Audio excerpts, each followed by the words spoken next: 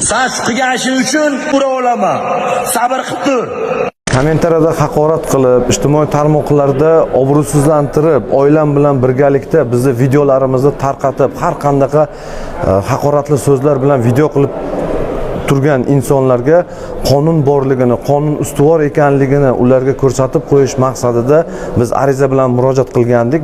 Hozir esa mana qo'limiz sovib qolgan, ishga ham bormay qolgan. Mazkur holat yuzasidan gumonlanuvchilarga nisbatan O'zbekiston Respublikasi Jinoyat kodeksining 139-moddasi tuhmat va 140-moddasi haqorat qilish bilan jinoyat ishi qo'zg'atilgan.